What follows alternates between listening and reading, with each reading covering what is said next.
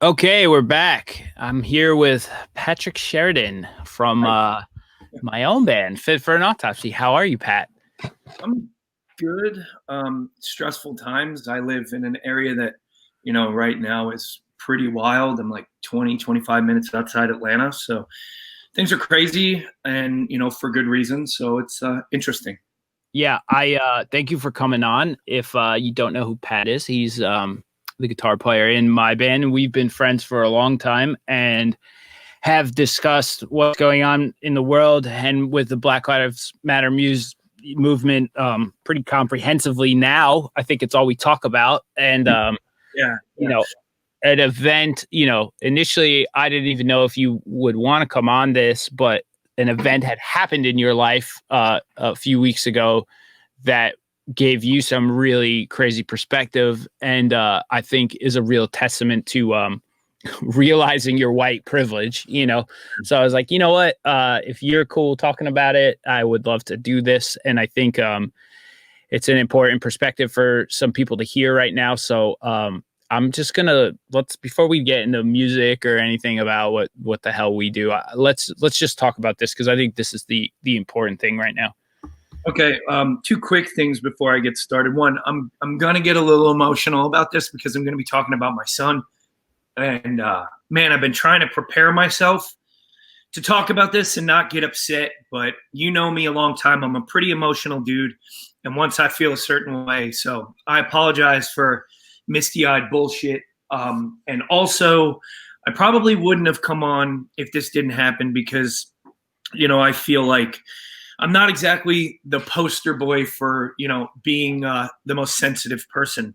I've done and said lots of things that looking back on my life, especially after this particular event, I look at much differently. So with that being said, in the past 10 years of working with Fit for an Autopsy has definitely taught me a lot about where I want to be as a human. So with that being said, a few weeks ago before George Floyd was unfortunately killed, I was driving my son to school to pick up some paperwork and his belongings because school was closed because of COVID. And I drive, if you follow me on Instagram, I'm always posting pictures of my stupid cars. And one of the cars has a really loud exhaust, so pops a little bit when you're coming around the corners or when you're downshifting. So we're coming around the corner, heading to his school, and get a couple of pops out of the exhaust. And the next thing I know, I'm getting pulled over. And then immediately after that, I look in the rearview mirror and I tell my son, calm down, it'll be fine. There's an officer pointing a gun at my car. And then within a minute, there's 10 to 15 police cars surrounding me with guns pointing at me. Full felony exit from the vehicle. And I don't know if you know what that is. So I'll just walk you through it. They make you turn your car off, throw your keys out of the car, open the door with your left hand with both hands out the window, stand up, put your hands behind your back, walk backwards to the police while one police officer is screaming walk and the other police officer is screaming stop. And it's this highly stressful thing. Then I end up on my face, cops on my back, handcuffs, and then I get pulled aside. So they're screaming, where's the gun? Where's the gun? And I'm like, gun? Like I'm going to my son's school to pick up his books. So they pull my son from the car and they search my son. They search the car. They question my son just to find out that an untrained officer who was new on the job panicked because he heard a couple of pops coming from the exhaust of my car. And they stopped me and my son at gunpoint. And the apologies started flying and my keys were picked up off the floor and they're dusting me off and into my son. So I get in the car and I drive away with my son, who was crying and telling me how he thought I was going to get killed by the police. So then we go home, I'm trying to help him because he's having issues with this, nightmares and things like that. And this is pretty crazy. And then like a week and a half later, I see on the news that, a man gets killed for allegedly committing a much lesser crime than the crime of shooting a gun out the window of my car, which is what these people thought I did.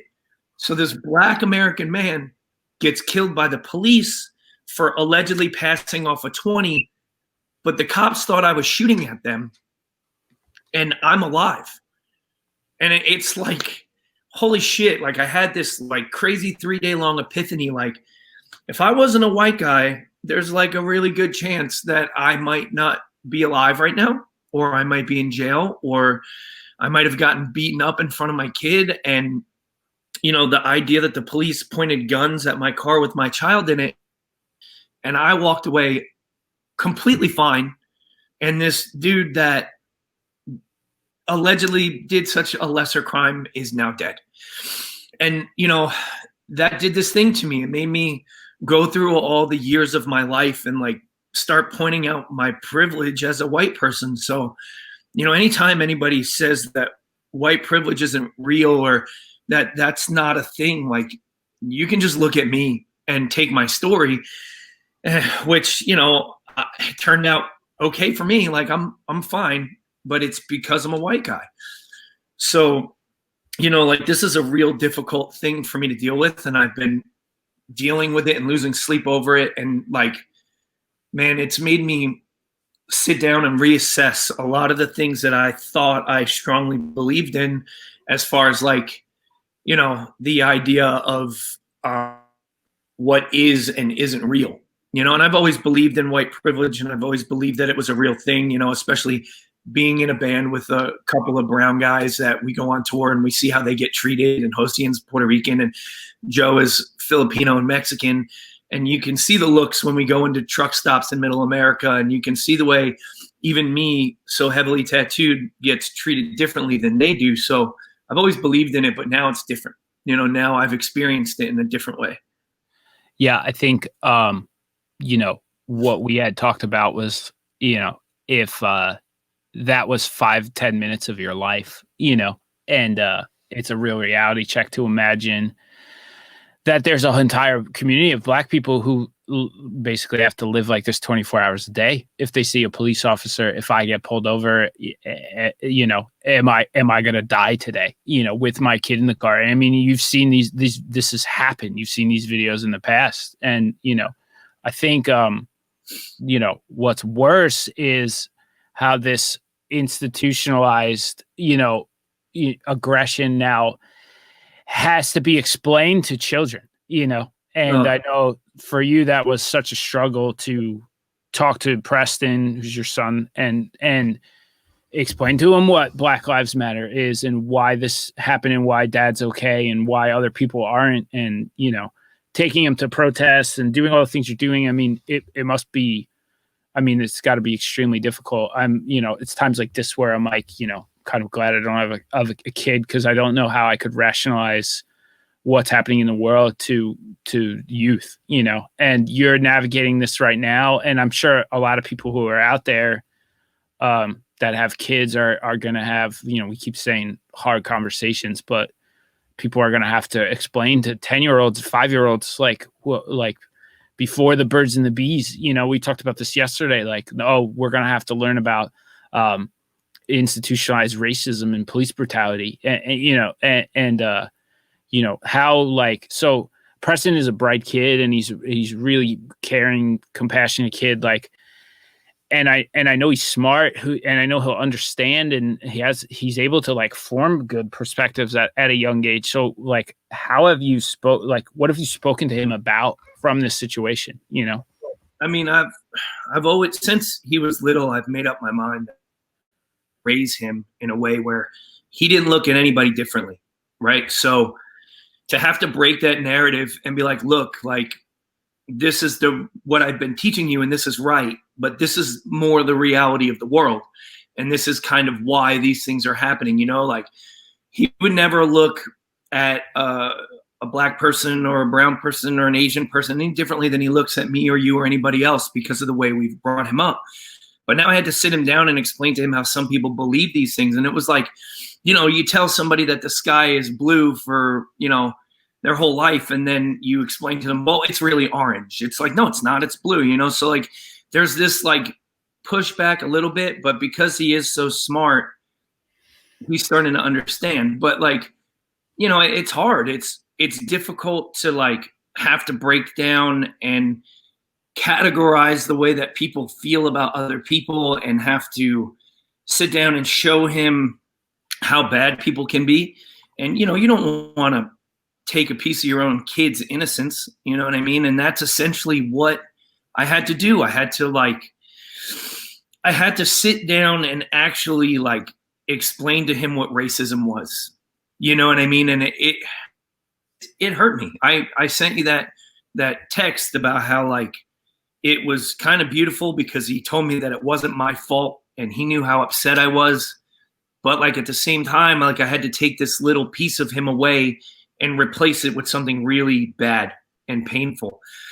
So like, yeah, I remember reading that. I was like, actually can't respond to this because it's like heartbreaking, and I don't know how to. I couldn't even. I'm not a father, and I was like, I don't even know what to say other than you're a good dad, you know. And I think, yeah, I mean, this is the reality that we're in now. But what I appreciate you doing, and what I think is going to be a challenge for a lot of parents, is you've had this conversation, you know, aside from instilling in him the right beliefs and making sure Preston knows that everybody should be treated equally and fairly. You've also, as hard as it must be, you've given him like real dark world insight into, well, there's also these people and there's also this and this is bad. And, you know, it's a challenge that I think a lot of parents are going to have to face now. And I'm sure there are resources out there. I'm not one, but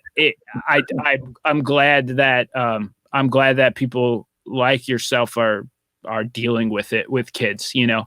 And yeah, man, this was like a pretty wild story, and I know this was hard to tell. So thank you for coming on here and talking about it. And yeah, you're a good dad and you're a good friend, man. And I know this was tough. So thank you, dude. of course. So, all right. Well, we didn't talk about music because fuck music right now. That was more important. But we do have some band giveaways. So let me go through those with everybody. Fitz donated a bunch of stuff to this charity event. Everybody's like pulled their own things. Our drummers donated his own 19-inch custom projection Crash. This is what we used on our last record. He tours with these. The lovely people of Zildjian keep us stocked with these, but this is the one that's actually at the studio, which means it's the one. So that's up for grabs. And Joe has actually donated his microphone. This is the only one we have. Yeah. We're joking with him that he's just going to lose it anyway because he loses it all the time. But this is the mic that Sennheiser designed custom for Joe to use live. And then we got it etched with some art from, you know, our Shepherd single. And it's the only one that exists. And Joe came through pretty hard on that. That's a really cool piece. It's actually a good, I don't remember the model number, but it is a good mic. And it's a commonly used live mic too. We're putting up a test press from our new record. I think I have 10 of these, but we've never put one up. Nothing's ever been available or for sale online. So this is actually the only one that could be available publicly. And that's in here. And then we're putting up a pedal bundle. Winners can receive a set of pickups from Guitarmony, the company that Pat works with. We've got a little wah, which is the wah we use because it's tiny and it fits on pedal boards. And this is the 808, the Maxon 808X overdrive that we've used on records. The guys, Tim and Pat, have used live. You know, these are all commonly used fit items and things that, you know, we could stand behind. So you're getting usable stuff from us for sure. And our buddy in Funhouse, Matt from Funhouse Max Studios, built us this when the record came out. He Funhouse designs horror masks, and he was a fan of the band. He wanted to do something really awesome for us. This is a one-of-one collectible. It's a mask that was built off of the album cover for our new record, and it's been sitting in my room, and I've been waiting for something cool to do with this because, I mean, it's an expensive piece and it's like, it'll never be made again. It's like the rarest actual thing that we could have as a collectible. And yeah, it's up. It's in this donation now. Somebody could win this. I don't think we'll ever have like a more unique, expensive, rare item to give. So, and then Pat, you've even come through with some of your own donations, which I appreciate too. I think I have, sorry, I'm scrolling, but yeah, you've grabbed an extra preamp distortion pedal from Horizon Devices. Yeah. Shout out to Misha too. Thank you for coming through with that.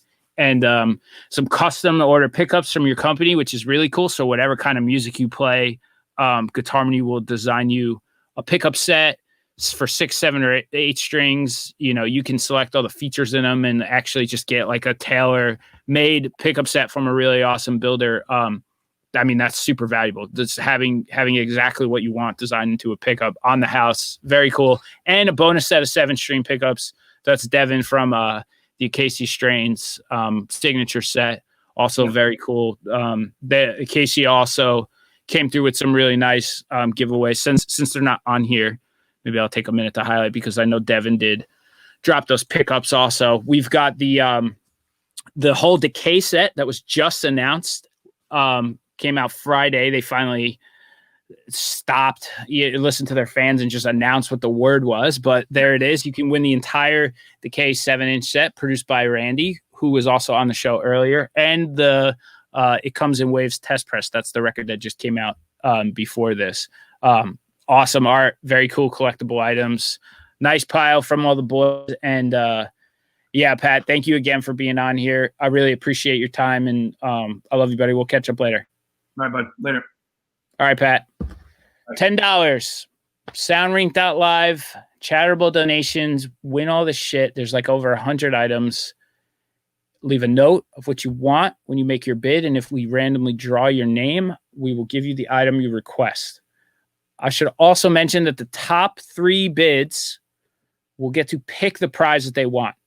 So I'm just going to, before I randomize this thing, I'm just going to look at what the top 3 bids are. I'm going to email those people. I'm going to say, what do you want? You donated the most. So if you really want something in here, throw a big number out. And if you're one of the top 3, we're going to let you cherry pick the prizes. So a little incentive. You shouldn't need incentive to support the Black Lives Matter movement, but hey, if you're going to get something cool and donate to charity, I'm not going to complain. So there it is, soundrink.live. Hang tight. I'm going to be back in a minute with my buddy Ramesh.